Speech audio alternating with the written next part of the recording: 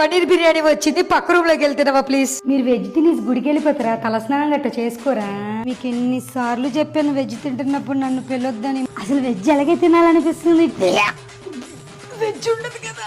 నీకు గోధుమ ప్రోటీన్ కావాలని చెప్పి మొక్కలు చంపుకుంటాం ఏమైనా మంచిగా ఉందా? సరే నీకు ఎన్నిసార్లు చెప్పాను వెజ్ నాన్ వెజ్ గిన్నెలు కలపొద్దని. నువ్వు వెజ్ కదా, నేను ప్యూర్ నాన్ వెజ్, ఎంగిలైపోద్దు వద్దు. అసలు చిన్నప్పటి నుండి వెజ్ తినడం అలవాట్లేదే. ఎలా తినాలనిపిస్తుంది ఆ పనీరు?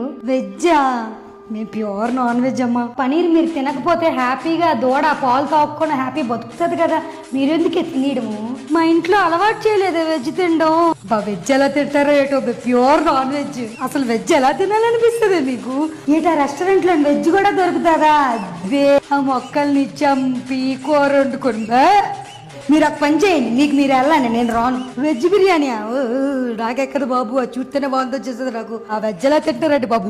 కూరగాయలు తీసి తినమంటారు. ఒక్క పనీర్ పట్టుకుని ఎన్ని వంటలు వండుతారు. మేమైతే ప్యూర్ నాన్ వెజిటేరియన్స్. ఆ వెజ్ చూస్తేనే కడుపులో తిప్పేస్తుంది నాకు. బుజ్జి బుజ్జి కూరగాయలు చేస్తే అలాగే మీకు బుక్కిలు అనిపిస్తుంది. మీరు మనుషులే కదా, కూరగాయలు కోసుకొని ఆ వెజ్ ఎలా తినాలనిపిస్తుందో ఏటో అసలు. మేమైతే ప్యూర్ నాన్ వెజిటేరియన్స్. ఈ వెజ్ మేము తినలేము అసలు. ఇంటికి వచ్చి మీరు వెజ్ అని అడగొద్దు, మేము ప్యూర్ నాన్ వెజిటేరియన్స్. నేను ఎంతో కొంత మంచిదాన్ని. మా అమ్మ అయితే వెజ్ తిన్న ఇంట్లోకి కూడా రానివ్వదు తెలుసా. ఏం కాదు, ట్రై చేయు. వెజ్ కూడా నాన్ వెజ్ లాగే బాగుంటది, ఒక్కసారి ట్రై చేయు. నేను పుస్తులై ఉండిపోతాను కానీ వెజ్ ఉన్న చోట నాకు ఫుడ్ ఆర్డర్ ఎట్టకండి. నేను ప్యూర్ నాన్ వెజిటేరియన్.